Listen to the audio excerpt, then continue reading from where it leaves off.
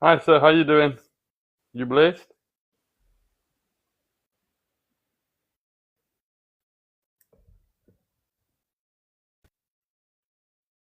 Hear me now? Okay, my box lighting up. Hey, good morning, everybody. How you doing today, Mr. JJ? God is good, thank you. Thanks for having me, sir. It's always a Hey, blessing. I appreciate it. I appreciate it. See, your background is kind of loud. Yeah, so uh, I will just do this. I don't know if it's like your device or whatever. So I'll just say I'll talk. You come off mute, or unless it's I don't know, you got like a nasty background echo or something. But what I will say is thank you. I appreciate it. One thing I want to do on my platform is start to get the truth out there. A lot of people out here in America is getting hit with a lot of propaganda about things that's going on over there in South Africa. So with white South Africans. So I would like to ask a few questions, let you tell your story, um, and you know, and we'll go from there. So I know it's about 4 o'clock in the afternoon over there for you, 4 o'clock in the evening over there for you. So I just want to start off with just asking, how was your day today, brother? God is good, so we really can't complain. Um, I think South Africans are resilient. We've learned to see the silver lining in everything, and it's a blessing. Um, 100%. we're happy. Under circumstances, I think we're really happy. I have another friend who also would like to pop in later on if you'd like. He's currently in America. I did send you on DM. But he actually has a house very close to me here, Okay. who also is quite familiar with everything going on. Okay. Yeah, I love it. I would love that. I would love Side, that. are you blessed? Oh, I'm sorry. Go ahead. Sorry, I just said on your side, are you blessed? 100%, brother. 100%. Woke up this morning, you know, all my limbs worked, everything worked, and I'm here. Hey, look crazy. You want to come up? Look crazy? I don't think she trying to come up. You trying to come up, look crazy? Uh, you know, in the comments you try to come up, but I am blessed, brother. I'm highly blessed, extremely blessed, and I'm also blessed because you're here too, brother. Nice to have a conversation with people from different sides of the world, different walks of life, right? So yeah, no, I don't know. I kind of enjoy cultures. It's just I think that it's the fear of unknowing and also not being familiar with different cultures that causes this divide, this racial hatred, because nobody really actually takes the interest to just find out about the people's lives. It's interesting.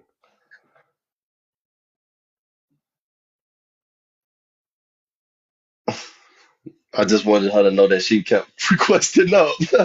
But so okay, so I'm going to start off just kind of simple and easy.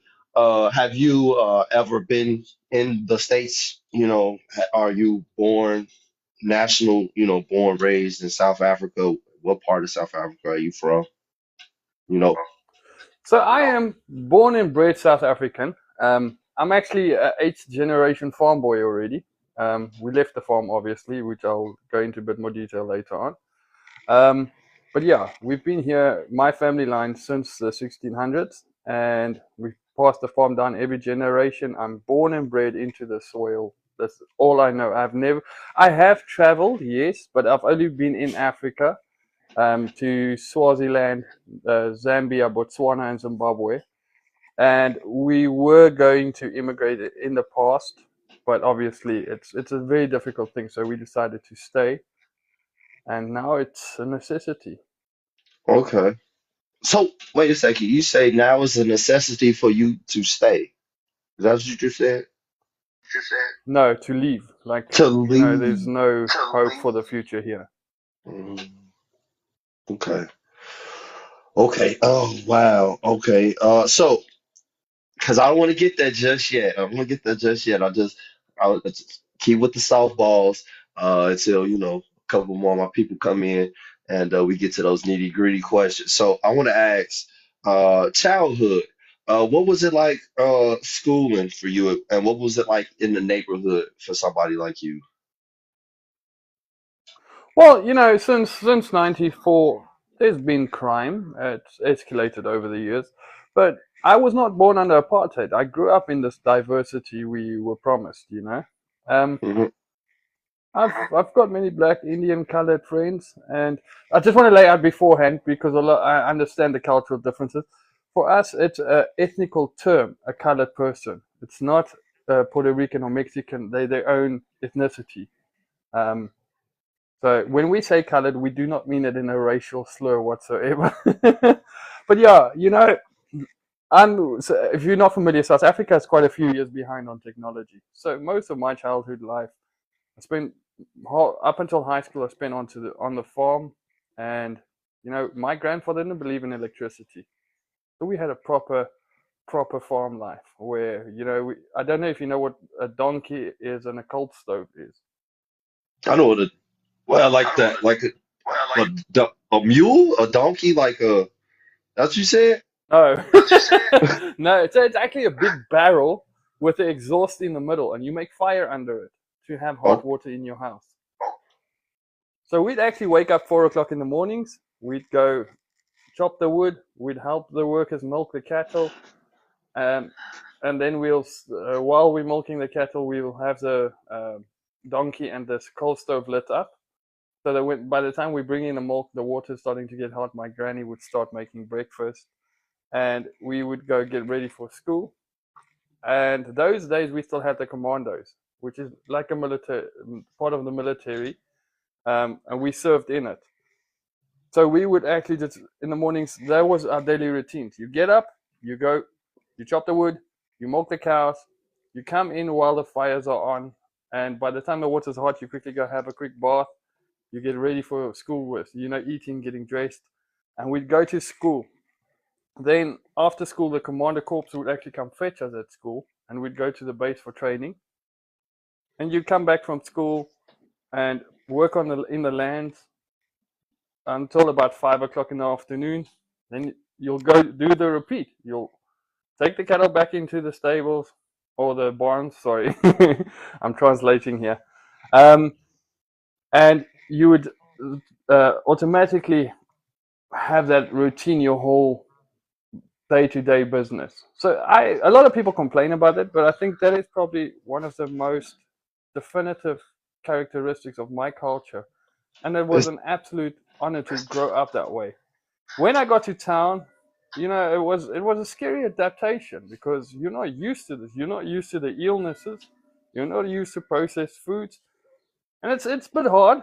But we went through the system, and life was still fair up until I would say about 2003 when load shedding kicked in.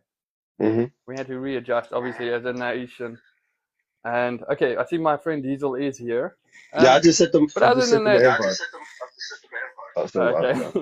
So life is beautiful. I think you're tough when you're South African because this is a culture we grew up in. There's always been racial tension. There's always been these this culture of blaming us, like because you were born white, you're guilty. You got to pay the reparation of things that they don't even understand in the history of South Africa. Um, and there's a lot of things, if you like, I will point out to you where this tensions are actually just futile fights in a lot of senses. When we look at apartheid, you had the black sashes. They called themselves the black sashes. It was a bunch of white people fighting against apartheid as well, amongst many other groups. When the Rainbow Nation came in, these things all dissipated. So there was no real recourse in the curriculum of education to train people up to understand the full history. The 3 times they've removed the history from the school syllabus is to try and shut up the true story and bring in this racial narrative.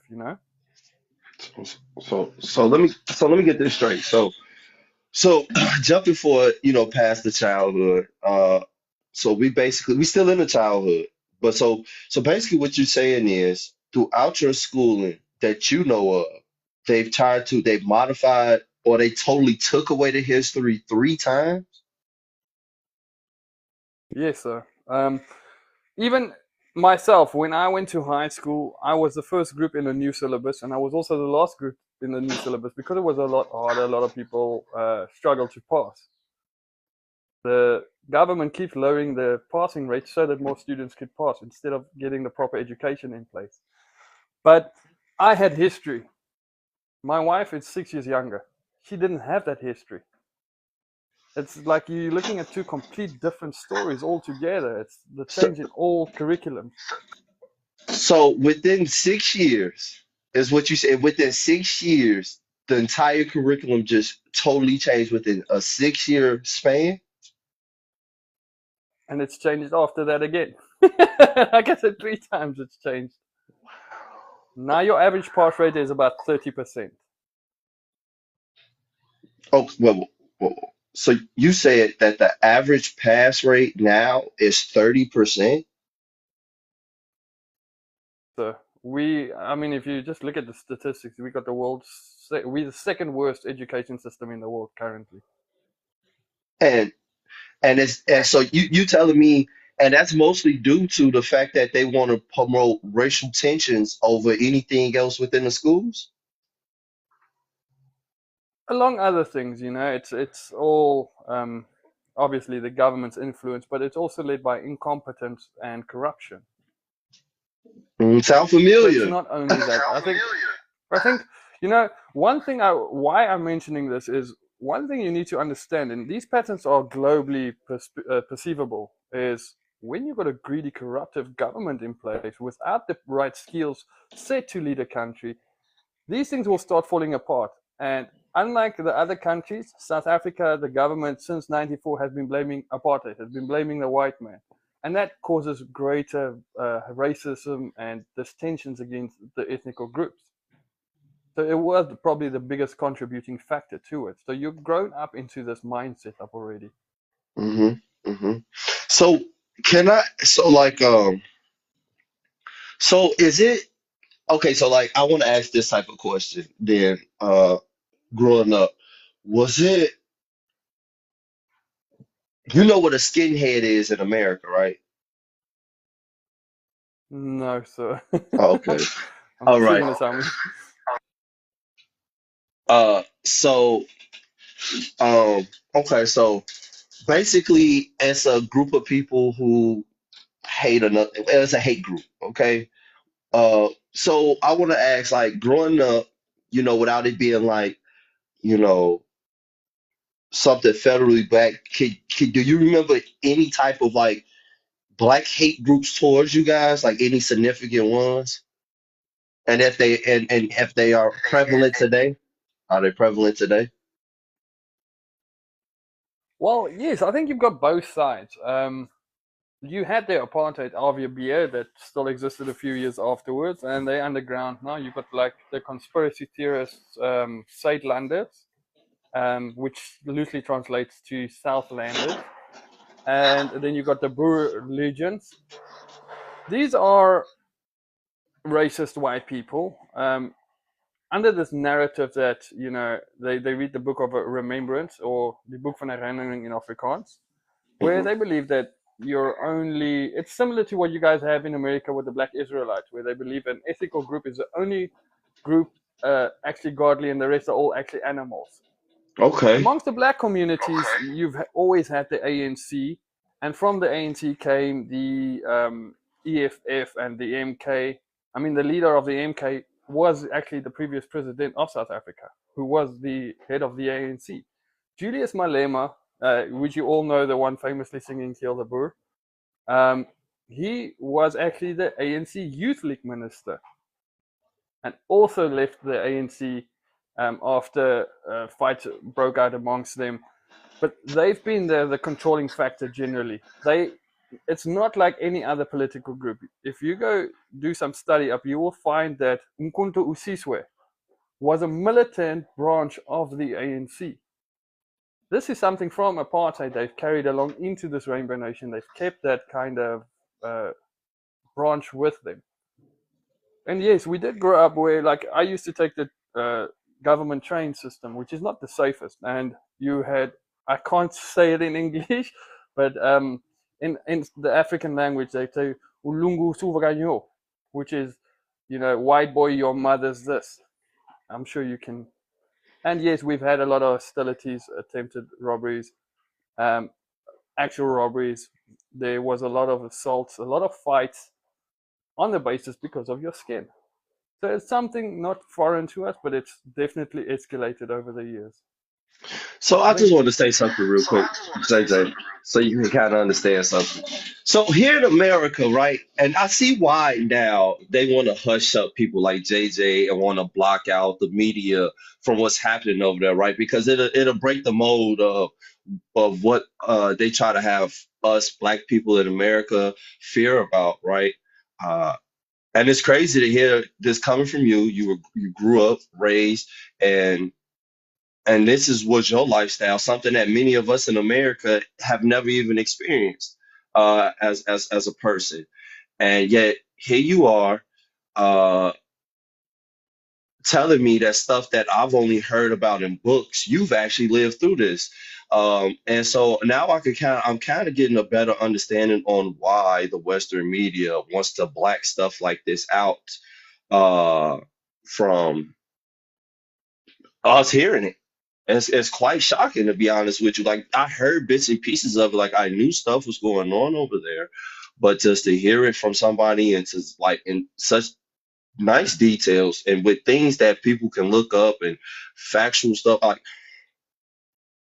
hey man, this really breaks the mold and narrative that the left in America is trying to push. Like this just to show you that they only really push the narrative that they want to promote and push, and this is very dangerous because this right here, while they're talking about all these other places, this man is basically saying you essentially have to leave.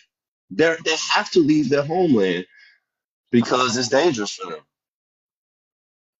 So I want to ask you a yes, sir. question.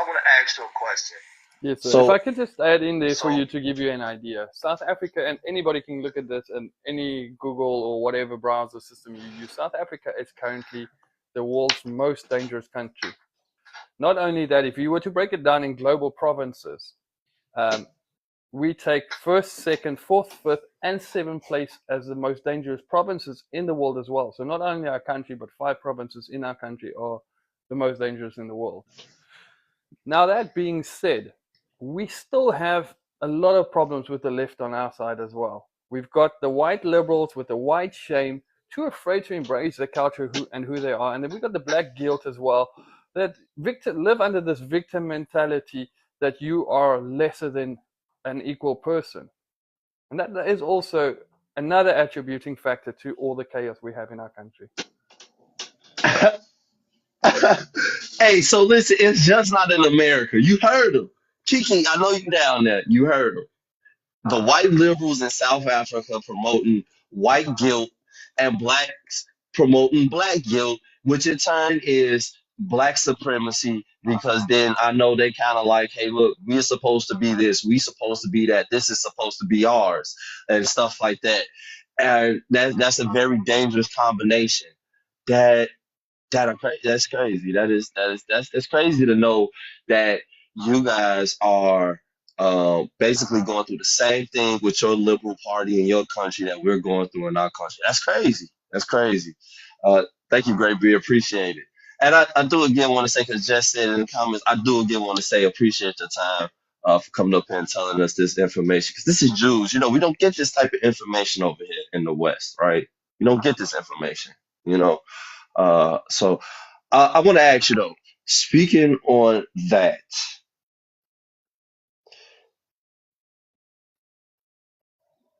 in this situation, right? So you telling me that even with, so to kind of jump a little bit around, a little bit, just a little bit. So how bad? I know it's crime. Hey KS, how you doing? Good morning, everybody too. Everybody that's in here too, man. Make sure y'all share it out, repost the live, send it out. I'm interviewing with a white South African telling us about everything past 1994, all of the stuff that they were telling us was a lie when they had came and got their refugee status and stuff. I'm talking to a guy right now who's living through this actual horrible situation over there, right? Because they say, the left like to say, oh, we all people, but I guess it's only when it matters when it's their agenda. But I want to ask you, so what is like, is it now I know you say crime is high, but I have to ask, right? Is it is racial crime particularly high? And if so, what type of racial crimes do you see on the regular? Yeah, what type of racial crimes would you see on the regular? Sorry. So yes, in all crimes, there are in all ethical groups because crime doesn't know colors, but there is a special atrocity towards white people. But not only that, the law is set up in such a manner that your crime, you and I could both be armed robbers breaking into a house. Our punishments will severely differ because of our ethnicities. Our Human Rights Commission is openly biased, treating black racial situations much more sensitive as compared to white racial situations, where if I just simply called a person a K word, I can look at 3 years in jail. You can openly and publicly call for my slaughter and get a pat on the back and a small fine and a public apology, and then you're scot free to go. This actually, you can see if you go onto X or wherever, you'll actually see what just happened now was with a case with same Julius Malema. Back in 2018, he discharged a semi-auto rifle. Firstly, in South Africa, no civilian is allowed to have that kind of weaponry. Secondly, this was at a rally where he let shots go off. The case is now only being resolved. We're waiting to hear for the sentencing. But he's found guilty on all 5 charges. He goes out and again sings that he says that a revolution to go to prison or be unalived for it is an honor, and he continues to chant for the slaughter of white people, and also that he will ensure that all the land is taken from us. This just yesterday. That's So crazy. you could, for instance, another example. Last year, a lady and her mother was driving, and they held them at pew pew point. Sorry, you must tell me when I overstep with some wording. We have different rules on TikTok. So they actually tried to hijack and had the gun against her mother's head and the other one against hers. Luckily, she was armed as well, and she shot the one. Mm. They accused her for life sentence, imprisonment for manslaughter, but she was defending herself. The laws are set up in such a manner they are coming for the weapons now and self-protection, because even our judiciary system is an absolute joke. It's even in our police services that there is this racial divide where it is automatically assumed a right to treat us in a certain manner, even if it's against the law, simply because of our ethical group, because the law does not address our situations humanly equal to any other race group. And the odds for us to get justice is very small. So we've learned to just, in severe cases, you'll phone the police. Otherwise, why bother? You're innocent until proven guilty. Well, guess what? If you're white, you're guilty until proven innocent. And Okay. that's generally the consensus. You're all probably familiar with the farm attacks and the killings. It still carries on. They It's said that actually those are fake in escalated a bit America. more.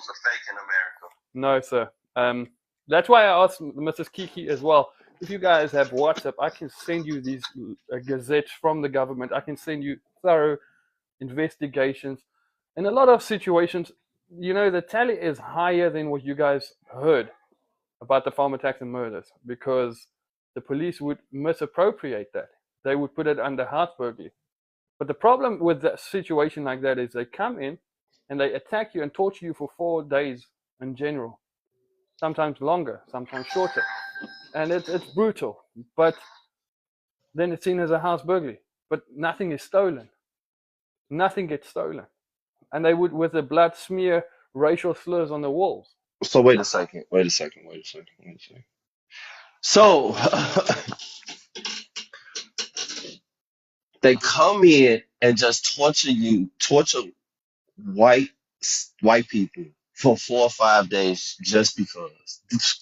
And we don't hear about this over here, right? This is they said this doesn't happen. This is fake, right? And you know what? I might not have a WhatsApp today, but after this, I will make one and I'll inbox you. You know what I mean?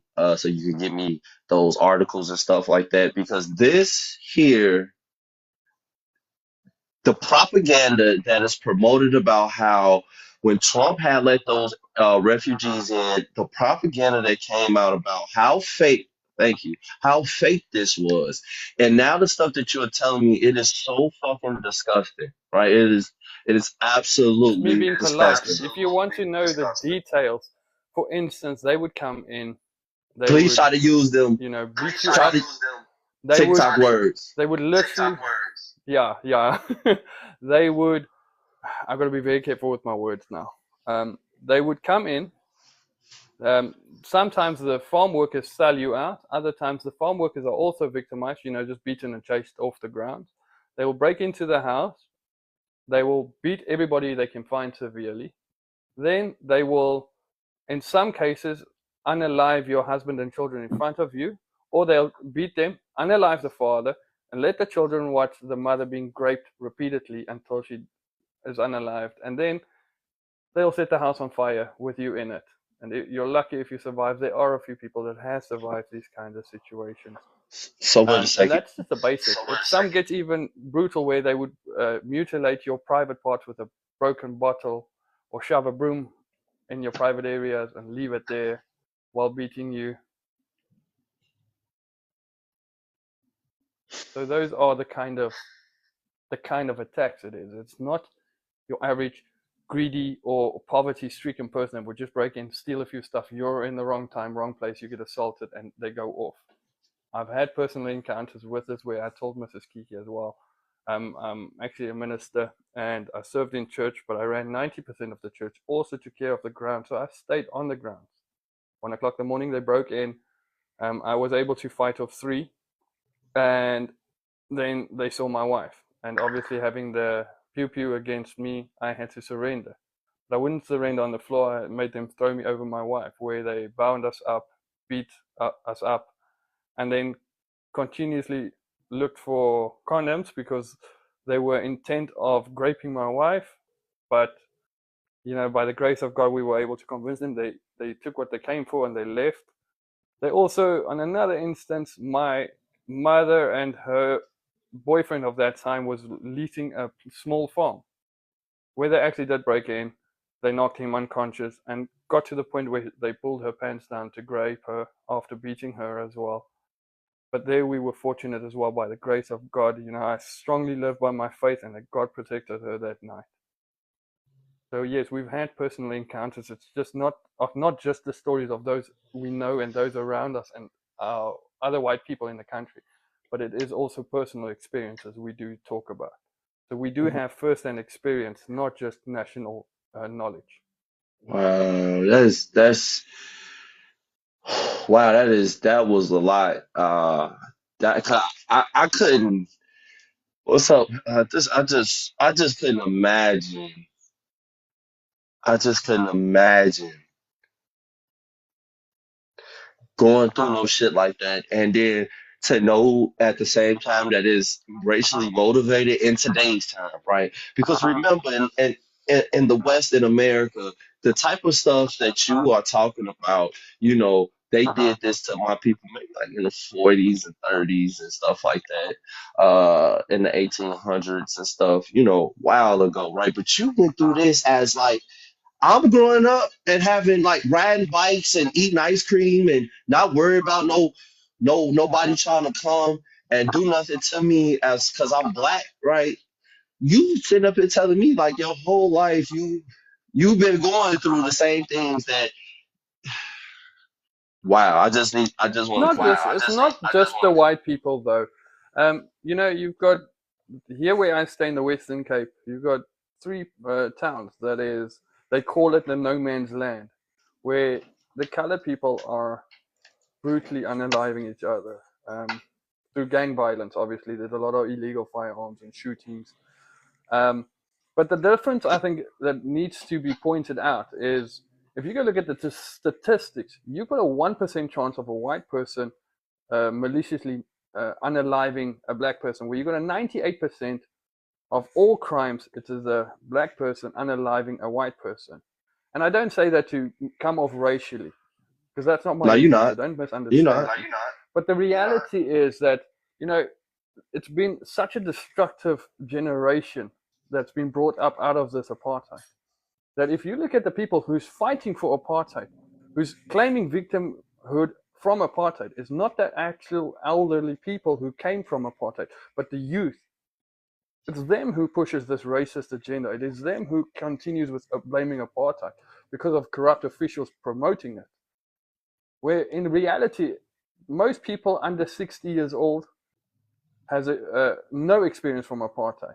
I was born in 1990, when apartheid had already been ended. 1994, ANC came into play. I mean, I'm 4 years old. I had no idea what life even was about.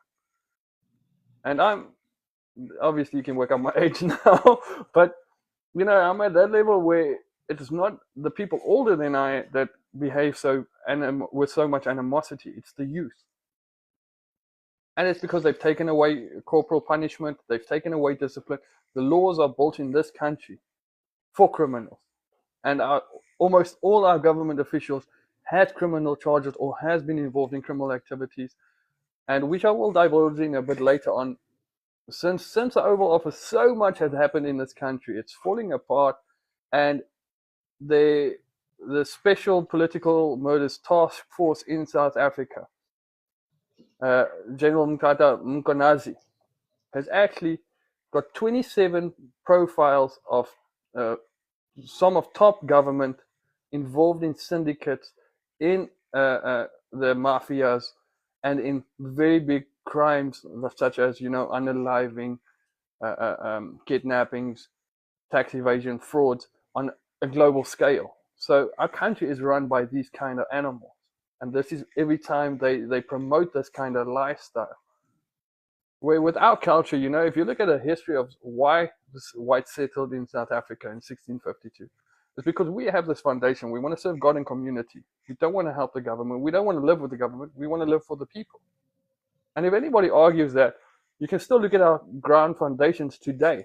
Well, there are thousands. We're standing at over 2,000 unalived already since New South Africa.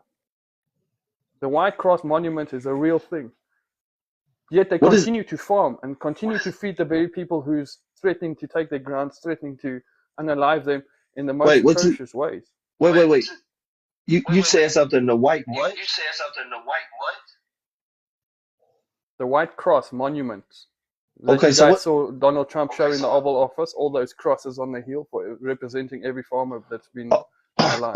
okay. Yes, Yeah, they said that was yes. propaganda. Yeah, they said that was propaganda. They remember, okay, I had to ask him the white cross here. They said that was propaganda over here. Remember that people? Remember they were saying that Actually, that was Google fake? Earth it. You'll see it on Google Earth. Well, people, we are learning a lot, right? We are learning a lot. Um, this is wow, a lot of information, a lot of information. Uh, you know, I don't know, you know,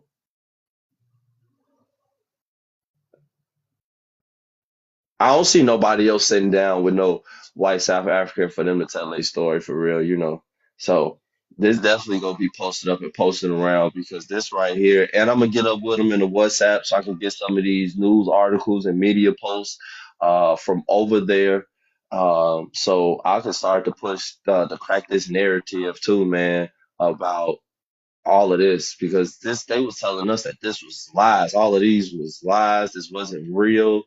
And I know a lot of my people here listening to this is like they feel a certain way because we knew something was going on, right? But we didn't know to what extent. Because throughout the years, I know people, a lot of my people, you know, we see stories, hear stories and stuff. But to hear it in this type of detail, to know that they literally been blocking out an entire, basically a G side. But because this is against white people. They don't want to tell us about it in the West, and I find that it's very disheartening. It's very, very disheartening. It really is. So I want to ask you this though. So, um,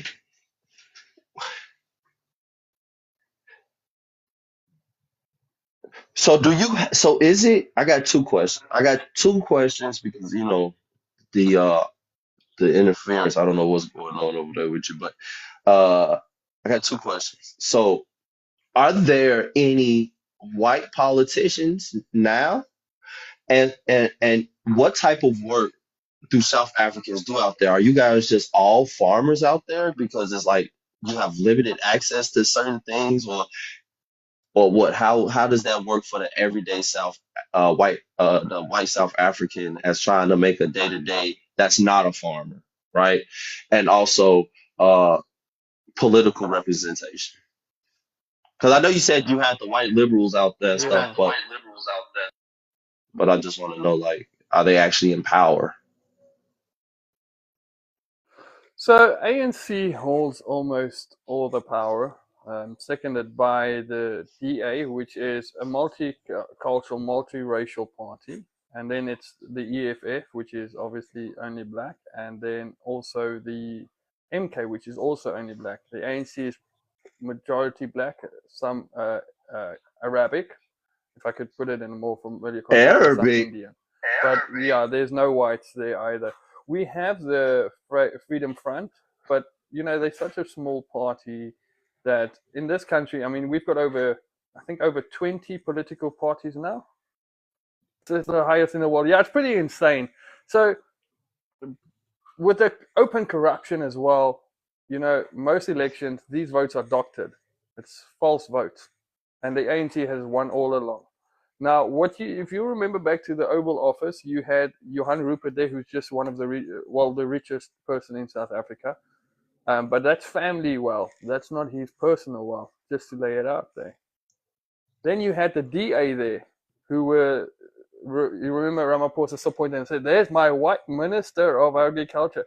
That man has no knowledge of the farm's life. I grew up on a farm, but I'm also a skilled maintenance engineer, customs specialist, and I've got a lot of different sectors managerial experience. I've learned at a very young age, learn what you can, as far as you can, as much as you can, whenever you can, so that when life changes, you can change with it, because we're of the belief that man can take everything from you, but God has your knowledge. So we're adaptable. We're all different sectors, from hospitality, hospitals, nursing, accounting, engineering, all sectors. There is the white ethnicity groups as well. Not all whites are farmers. That I will stand on. A lot of white people has no idea of a farm. I mean, when my wife and I just got serious after we were married, I only took her to the farm for the first time, and that was her first time on a farm. So no, it's all walks of life. It's not just agriculture, but because of our history in South Africa, especially, we are farmers inherently. Whether you still farm or you grew up on a farm, that is the majority for the Afrikaner, but not all of them either. So yes, in all sectors, you still get white people. If that answers your question fairly, sir. Okay. Yeah. Yeah. So I guess I got a few more questions because you gave us a lot of gems, a lot of information, a lot of good stuff. This is just the tip. We've got a lot. And you It's know what? crazy. I, I I in my life never thought this would have happened. and you know what? I'm gonna say this too because since you said it like that, I want to get up with you in the background. After this, I think we'll go for another 10, 15 minutes. And I want to get up with you in the background and we can actually go over some stuff more extensively. And I'll actually want to get up with you. Hey, hey, what's up, Lisa? Everybody, Fish, what's up? I want to get up with you. And Heather, I see you down there, Jules and everybody. Get up with you in the background and we could talk about, pick out a few historical events that, I mean, people in the West have no idea about like some great uh, and I know I don't want to make it seem like this, but you got to understand here in the West, right? They totally, I'm telling you, like they totally just blocked out all, like a lot of people probably coming in here and never knew this was going on type stuff. You know what I'm saying? And the people that do know what's going on, they didn't know it was going on to this extent. You know what I mean? And so, um, like I want to get to into like a few great historical, like not historical, but like a few big events that you could think of that was, racially motivated, done out of racial hate, something of that nature. Because I'm pretty sure it's been a couple, from just talking to you so far, and I'm pretty sure the people would want to know that too if you wouldn't mind talking about it. I guess ask you about one now, but like I said, I want to get to in the background and get a little bit more information from you too as well. Like I said, get to you in the WhatsApp and all of that, things of that nature. But yeah, is there any big racial historical crime that happened that you can think of? Which one do you want to know, pre or Oh, post apartheid? Because our country's riddled with that. okay. Well, give me one second. I'm gonna get my quick commercial break. So y'all, everybody, welcome, everybody that's on the outside watching, all my UFN, all my FTL people, anybody else in between.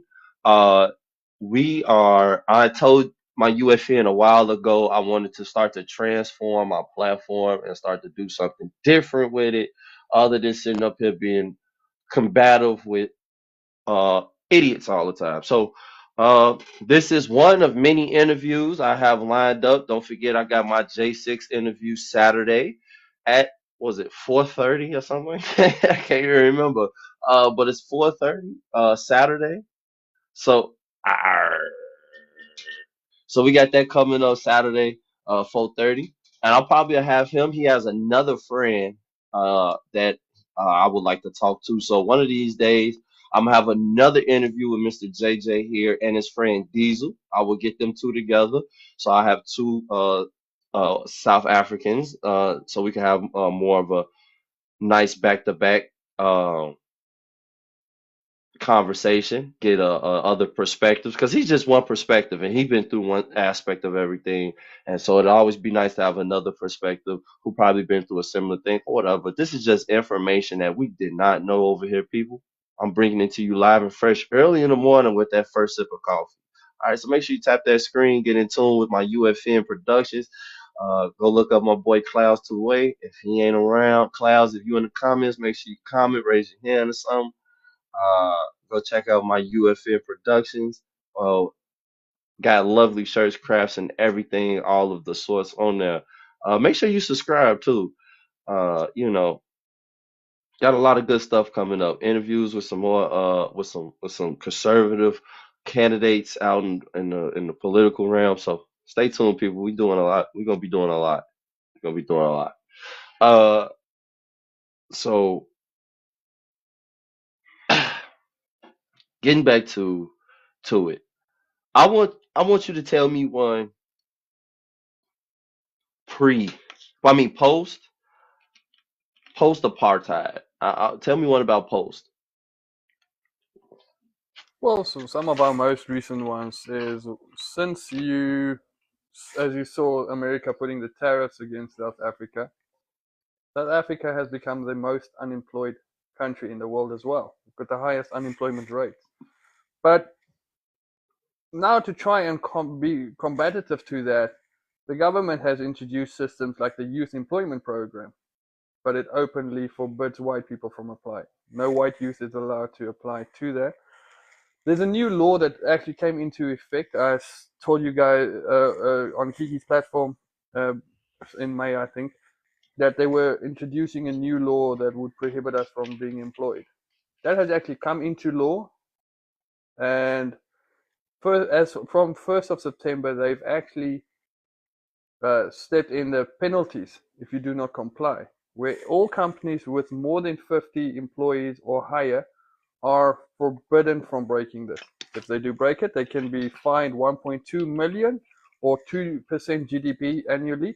If still not responsive, all BEE requirements revoked, and they can be sentenced to prison. Okay, wait, hold on. Dog, did y'all hear that? They literally made a law where you cannot employ a white South African at your company.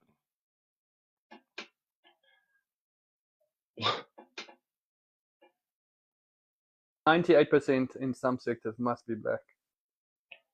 You've got about 4% chance nationally.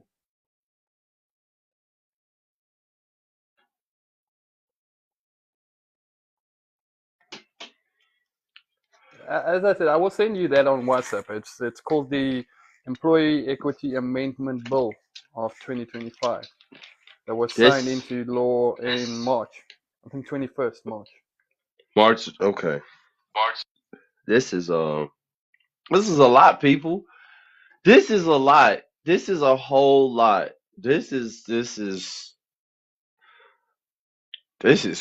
a whole lot. Second factor is we found out recently, because since Donald Trump addressed Ramaphosa, a lot of darkness has come to light. And like I told you about the tictok case, where they now are investigating all these politicians, but also that it exposed the corrupt nature of them.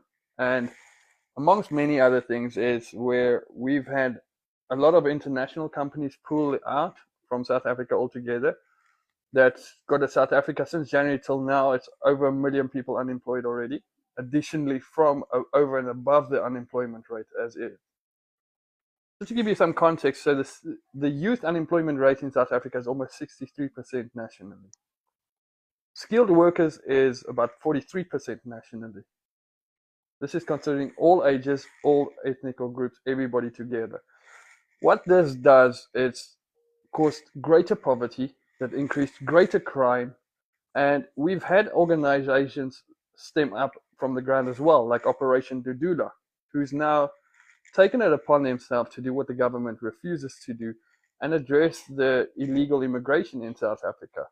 But South Africa has taken a step back on the government, and they doubled down on all their expropriation without compensation, which in fact there's already been a property of 30 million confiscated by the government now. It's the whole lie is thinking it's just farms. It's not just farms. They can even take your car, your house, or whatever they deem worthy to the interest of the society or public interest. If they feel it can be use of them or to somebody else, like we've had with the land grabs, you lose it. There is a podcaster who's actually now released a documentary. It's called Stolen Grounds, where they've given rights. So it's in the past it used to be called the squatter's right, where if you came onto my ground, even if you just left your bag there for 72 hours, I would be legally prohibited from removing you from my grounds ever, Wait, hold regardless if on. it's my private property or not. You got wait.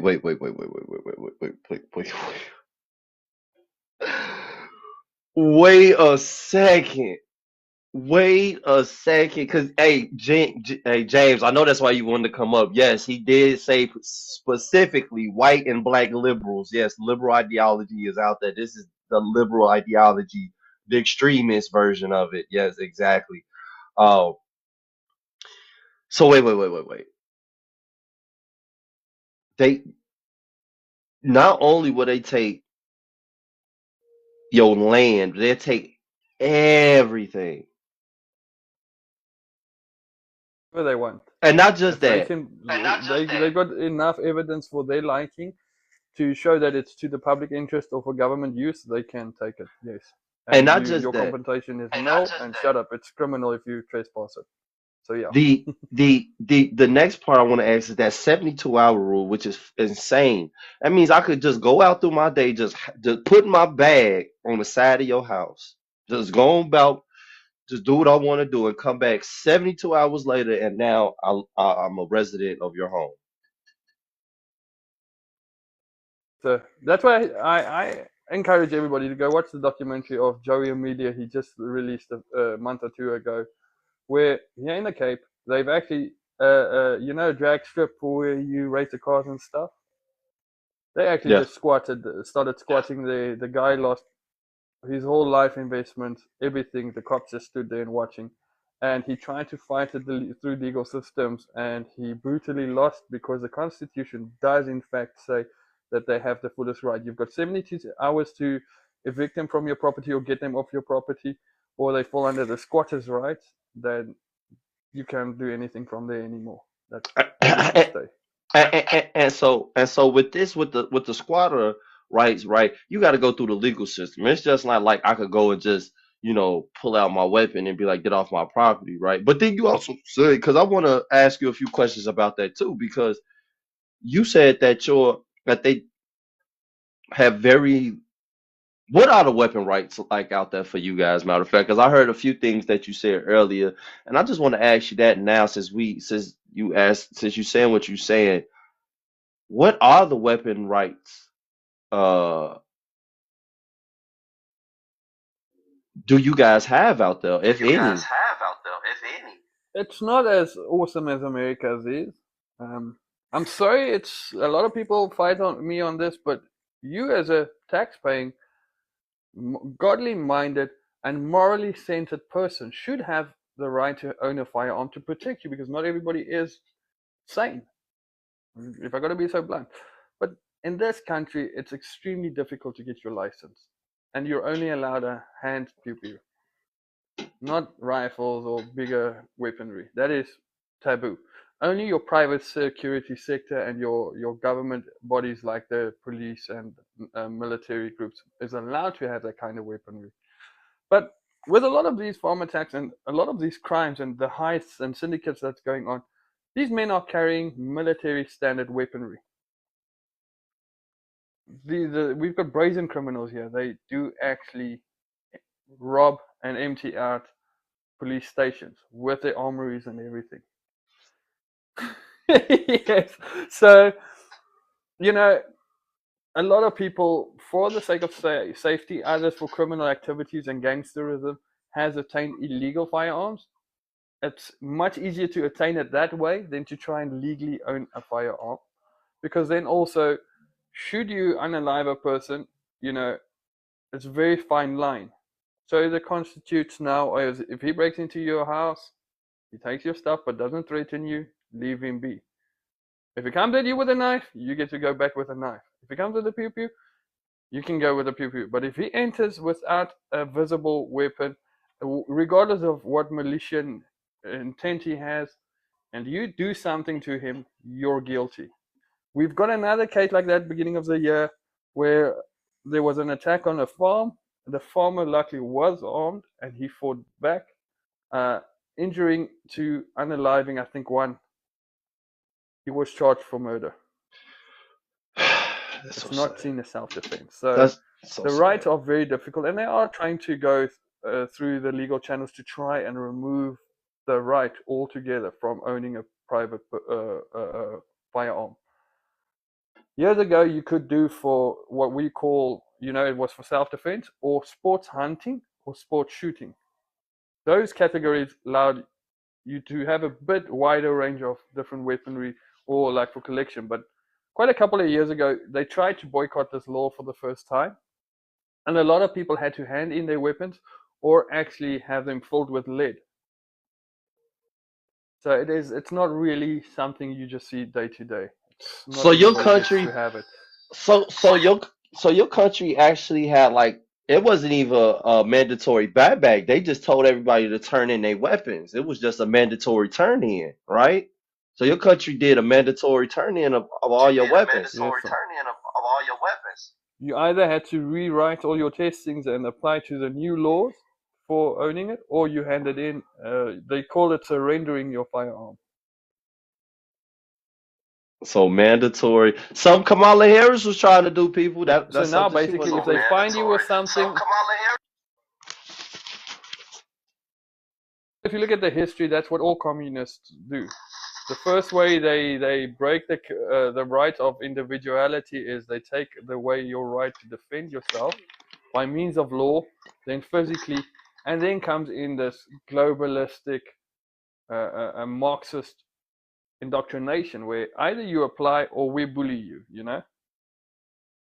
Okay, that's but shout out Klaus because that's what he always asks these leftists that come up here with this whole we need more weapon laws, we need more weapon laws, and here he go telling us basically, if we follow suit with what these leftists come crying about, it could go either or, right? Go either way, but it doesn't matter. We'll all be at the hands of the criminals, right? That's essentially what's going on out there. You guys are all at the mercy of the criminals because the criminals are even breaking in to the police stations and robbing the police stations.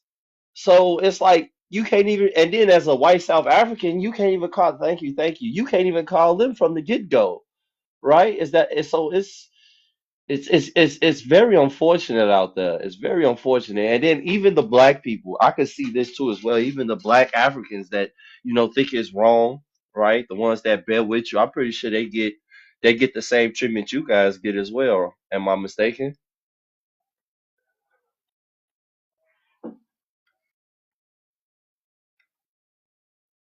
I think what people overlook ultimately, this is a fight against godly versus ungodly, good versus evil, and these are just the methods, people, because if you can divide, you can conquer.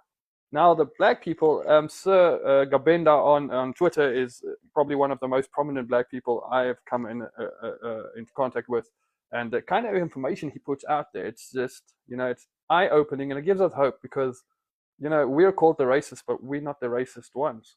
So it kind of leaves you hopeless and resentful towards mankind because of this hate that goes on in life. And it's just, it's overbearing.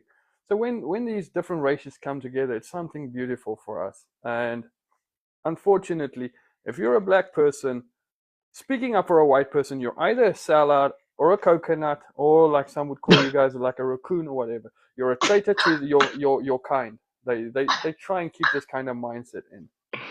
That is And yes, crazy. some has had threats against them.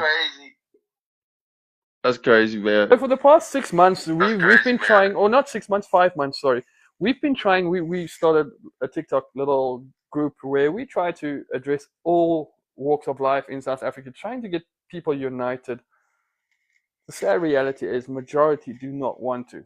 Majority, fights this hatred with siding with the hatred, wanting the land expropriated, wanted the country destroyed. The government has gone as far as to implement laws and structures that is coming into effect that is going to limit what we are allowed to say or to do. And if you find saying anything bad about the government, you can be caught for espionage or traitoring. And these are the realities. So now with the black people speaking up as well, it's caused quite a bit of chaos because now that was uncalled for from the government. They literally called us cowards for leaving the country. So they've tried systems to try and avoid you having the right without changing the law system to apply for passports or go anywhere. We've had situations where people would come from abroad, whether South African or not, but by ethnicity be bullied, harassed, and victimized at the airports. And some black people saw what, seeing through these lies and delusion, that they stand up and say, but this is not right. And then they start actually getting attacked. And we realize that this is just the common mindset of general public in South Africa, to the point where we stopped it because nobody wants to unite. There's this divide, the godly black white Christians against the ungodly black and white atheists, where they all want to push their own narrative, their own agendas. They're calling for Article 235, which is allowed to separate, like Orania has done. But that's not going to work in this country either. The only thing I think that ultimately could save this country is Jesus and each other. Segregation, separation, that's never worked and will never work. But those are the kind of fights people are pushing for. And we've actually had our lives threatened 4 times. That they threatened to, they're going to track us down and come and alive us because we speak up, we speak the truth, and we show the facts. Where I will send it to you on the WhatsApp if you guys got it ready. Where the elderly black people are saying, but they wish the old apartheid system would be in effect because life was better. Yes, there was segregation. But what is never mentioned, what you guys will never hear, is the fact that so many white people also had their lands taken away from them. because it was segregation. There was over 1 million hectares given for apartheid black expansion. If you're going to look at the statistics under apartheid, black people weren't brutally unalived. Their population increased vastly compared to all other ethnic groups in South Africa. Nobody agrees that apartheid was right. Nobody agrees with the necessity thereof. But one question still stands out is, why was South Africa a first world country with the world's best military technology, with enough reserve for 21 years under sanction? And under this liberty, under the new democratic South Africa, we've gone from that to a third world junk status where our government infrastructure is in a dismal state, in absolute disrepair. The hospitals are riddled with illegal foreigners having more rights than national people. And then over and above that, the facility in itself is not even attacked or fit for human usage. We've got a lot of water shortages. We've got a lot of broken down infrastructures. We still have about $300 million in debt with Eskom. So we still, some places incur severe power cuts, and this is the norm for a South African. I think the saddest reality is for us, whether black, white, pink, orange, it doesn't matter who wants God, who wants peace. You're the enemy. You're the problem. You don't promote this transformation. Now, to try and hush the society, because since the Oval Office situation has happened, so many South Africans, black, white, and all alike, has pleaded that the president step down, the ANC and all these political parties just go away because they all found guilty in corruption. They all are playing a show and eating the pie together. And we've had enough in South Africa. But we are a minority, not by ethnicity, but by mentality, I would say, against these people who seek the demise. So let me ask you something. I said a little. So let me ask you then. What are, because you said something about the white liberals and the white guilt and stuff like that. So I want to ask, because to me, from my understanding from you, from just talking to you, there, because you said it is groups out there that's like black and white, when I say hate groups and stuff like that. Now, I want to hear a little bit about what it's like for the other group of white South Africans. What are they like? Because the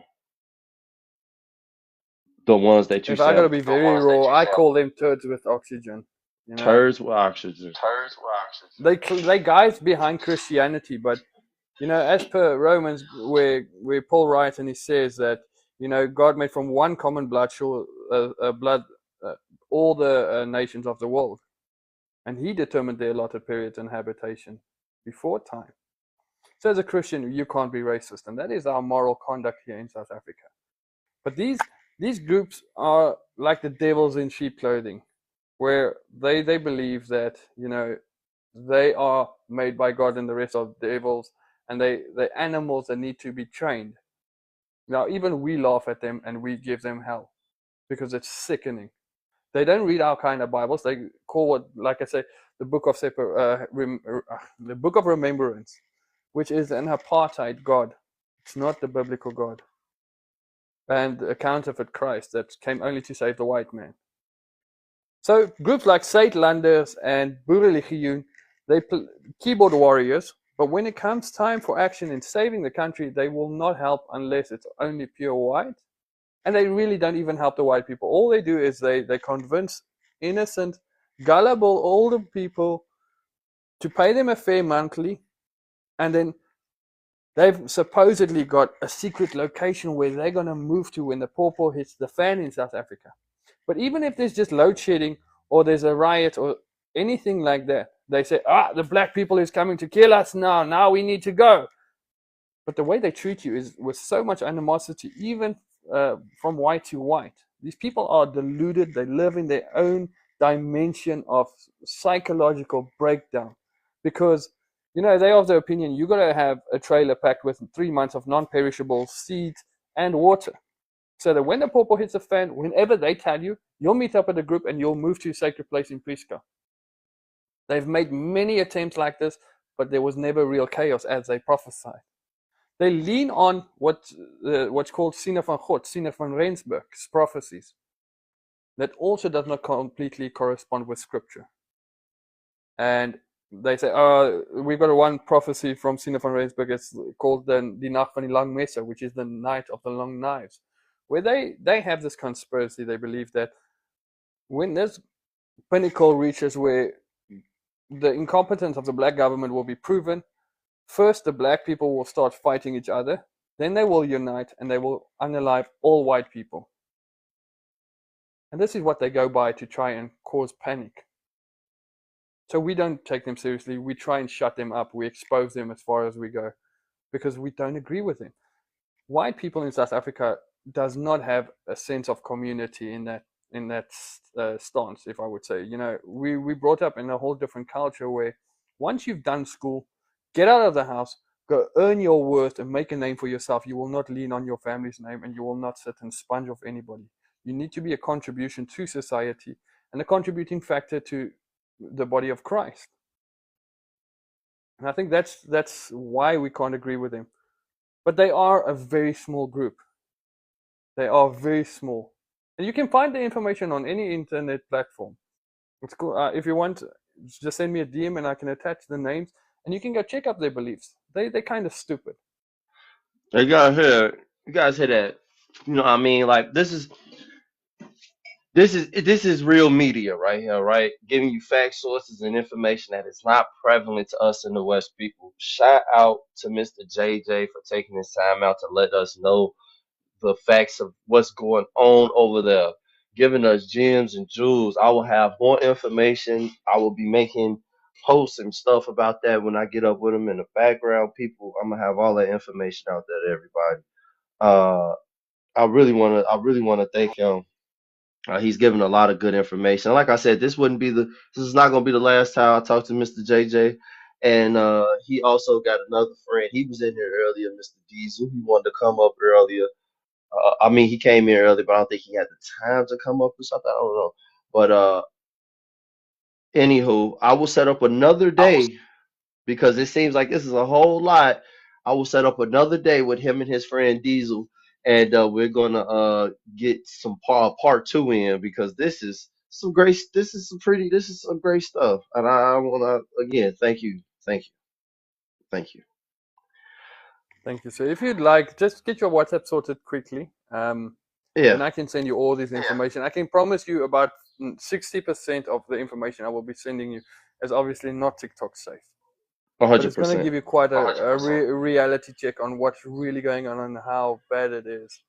And from there, I think you'll have a much deeper and matured view on the reality of everybody in South Africa. And I think, yeah, what Okay, questions will be left will be probably very serious questions. so I guess the last thing I want to wrap up about, because you talked about school in the very beginning, right? You talked about how it changed a couple of times, and it seems like now racial tensions are much higher than they ever were because that youth group, right, is now at that age to inflict that type of uh to inflict damage and to also basically promote their own version of the propaganda that converted them into this extremist ideology. So I guess I want to ask, because you said that it's basically like you rank second for the poorest education. What is school like in today's time? Like, what is that like in this time, if you know anything about it? Well, they are trying to imitate the American culture in no corporal punishment. I mean, my days back at school, we used to get a bloody hiding if you stepped out of line. Today, that's forbidden. It's against the law now as well. This has led students to get very involved with the drug life, gang life, and there's a lot of stabbings at school, assaults on teachers. The teenage pregnancy is off the charts, where they've actually had to amend the law to allow abortion from the age of 11 years old in South Africa because of the sexual activity amongst the primary students, not even seniors. Um, they are majority followers of this mindset of the revolution of EFF, taking back South Africa, sold as a cinematic thing, not realizing, but it's all based on hatred and Marxism. But they buy into this, and this has led to a very toxic school culture. Not all of them, but majority of them. And the saddest thing is, especially in rural areas, where it's now the youth rioting by the thousands, burning down schools, for God only knows what reasons. They will burn down, for instance, a hospital because they want better education. Once they get better education, they'll burn down the school because they want hospitals. And this is the narrative they keep pushing. Looting has become the norm amongst the youth. Wherever there's a riot or wherever there's an overturned vehicle or an accident, they will see where they can take as much as they can, to the point where they'll empty out whole shopping centers within under an hour. And it's a very destructive generation, I must say. And youth had lost their ways. Parents, I suppose, has tried to please the government and please the liberal movement in a sense.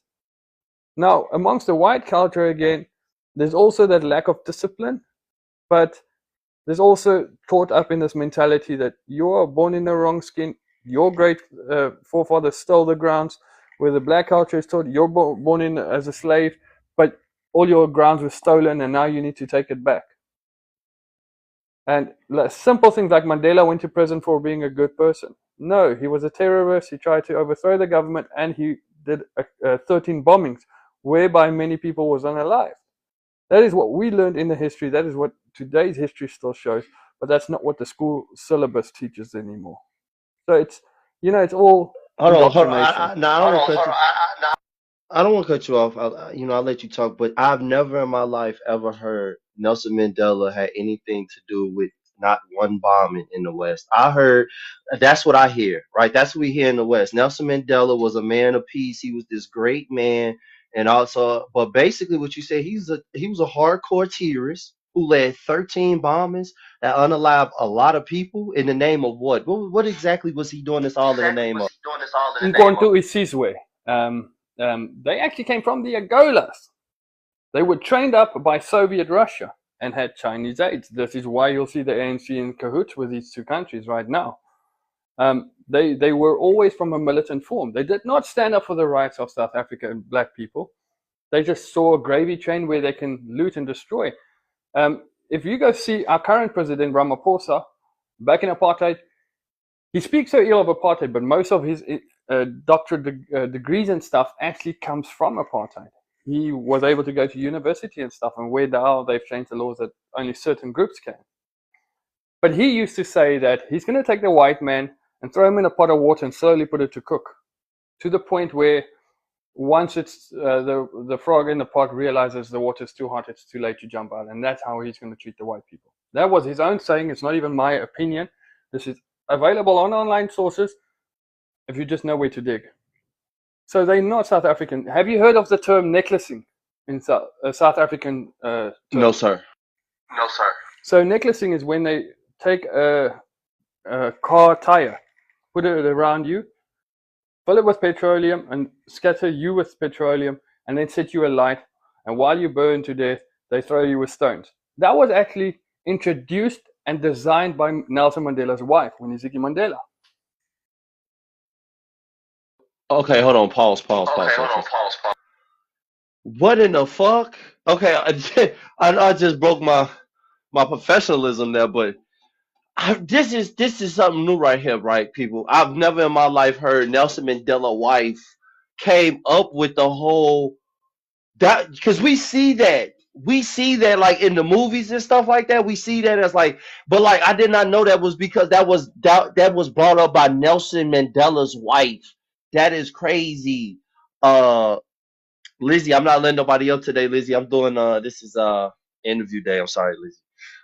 But yeah, so not only was Nelson Mandela up here doing bombings, but also his wife was coming up with torture methods. Okay, just go ahead, continue. That's what I said. I've got a lot of information I can give you guys, and it's things you guys can only fathom up in movies. And I say that with great respect, and I wish I didn't have to say that, but that's the culture of South Africa. We've got what we call mob justice because we can't depend on the judiciary system to actually protect us, where a rapist can come off out of 3 months jail sentence for something atrocious, and an innocent tax-paying person just not being able to pay tax can go to prison for longer. This is the kind of narrative. But I think South Africa, since the Oval Office incident has happened, South Africa has woken up to a lot more reality. And I have to be, and I'm sorry if this comes off racially, but I'm thankful that it's majority the black community that's realizing the narrative they grew up in was a lie. And we are not the enemy, and we do love them equally. We wish we could have unity. And unfortunately, that has caused a lot more dilemma and chaos, and thus leading to the point where the whole country wants Ramaphosa to just step down and get rid of the whole ANC, MK, EFF, and all of them. A lot of black people are sharing that mindset because they've now only seen what we've been saying all the years are true, that these were a bunch of terrorists with a selfish agenda for global control. And if a lot of people say, how can you say that? Well, Nelson Mandela, F.W. de Klerk, they were all Freemasons.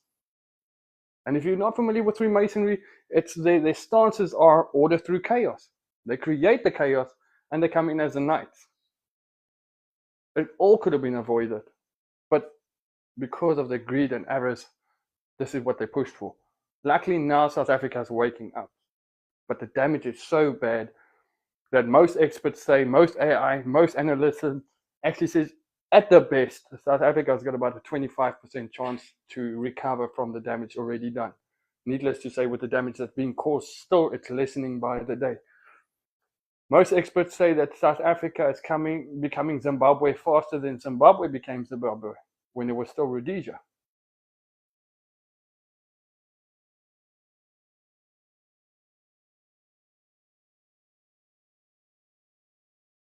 This is wow. And you know what, people? It's hitting 10:30 for me. It's 5:30 for him in the evening. Uh, I just want to say, I think I'm gonna tune it down on this note, because I know I got a lot of people excited with everything we got going on. And like I say, sometime next week, if you would like, brother, come back, talk to your friend Diesel, and let him know. Him send me a follow. And we can always like start a group chat. We could talk about stuff. I will get my WhatsApp set up after this. We get in there. We could talk about stuff. And I want to do another live Q&A and maybe do some long form content where I can actually pull up these stories, news articles, and I could talk to you guys on a long form scale as well. But I think we will conclude Lico's Q&A with a white South African for this morning. Hope you guys enjoyed it. Mr. JJ, I really appreciate you for coming through and telling us all of this information that you told us. Real eye opener, real informational. I really appreciate you, brother. Thank you, sir. Well, thank you for having me. Thank you, Mrs. Kiki, for introducing us. And the Lord bless you, keep you, guide you all. And my only prayer is that you guys see the truth, test the spirit, as the scripture says, and not just believe every silver tongue, but find the facts, because we're living in a deluded world. And if America's not going to wake up, you're gonna live through what we're living through. Stop it while it's early, before it's too late. 100%, 100%. And is Thank there you, sir. anything Thanks else you for want having to me. say, brother? Anything else you want to say? Any last words, brother? No, well, I've got a lot I can say, but let's leave it for you for the appropriate times. I don't want to, impose. I wish people would wake up. I'm very sick of humanity. We've become so hateful, so destructive, so ungodly and vile. Yeah. If we would just turn back to Christ and humble ourselves, God promises He will heal the land. Whether you like it or not, there are Africans that's more African than black people. There's more black people that's more American than some white people. We can't keep trying to find identity in the past and hope for the future. We need to learn from the past and build into the future as one. For as long as we're divided, we'll stay divided and we won't accomplish anything. All right. I think that's my ultimate conclusion and wish, that we would really just know Jesus, Yep. Yep. And like I said, people, That's Mr. As JJ. I say, thank you for having me, sir. I really appreciate And it like I said, for the people, platform to share that's the Mr. truth. JJ. Oh, go ahead, brother. I'm sorry. You go ahead. Sorry, You go Nana, I ahead. just wanted to say thank you for having me. And like I said, I'll send you all this stuff, but you're gonna have to take it through a filter because you can't put the majority of this stuff on TikTok. It's too woke. You'll get banned. I understand. I got somewhere to put it. I got something I'm gonna do with it. Don't worry about that. We're gonna get this information out there because this has been misinformation debunked. Here live with Lico TV, right? This is they said a lot of this stuff, that White Hill thing, the White Hill Cross Memorial was fake. I remember them saying that. I remember the white left leaning this media outlets out here. They were saying all of this stuff was fake. This wasn't real, and all this other stuff. And we heard it here first. But like I said, I'm gonna go ahead and tune it on down. Thank you all for showing up. Got other interviews coming up. I'm gonna do a part two with him again. Like I say, sometime this week, I'm gonna talk to him and get that set up so we can get further in detail. Because that last bit he set us off with was a lot. I don't think anybody really knew that the fact that Nelson Mandela was considered a terrorist and his wife was a torturess. Like she came up with torture methods. Nobody knew. I didn't know that in the West. I hardly think anybody really knew that in the West. But like I said, thank you guys for tuning in. This has been Lico's first Q&A. Uh, many more to come in the future. Make sure you tune in for our Saturdays Q&A with a J Sixer. We will be going all in detail with that, all out. He got plenty of court documents. I don't think he has anything off the table for you guys to ask him. So make sure you guys could come in, tap in Saturday 4:30 for my interview with a J Sixer, people. And with that one, people, yes, Dante, she introduced the torture method, Dante. Yeah, she did. Yeah. But anyway, I just want to rub that in your face, Dante. All right, and we are out of here, people. I appreciate our love. I will see you guys next time. Peace and prosperity. And make sure you stay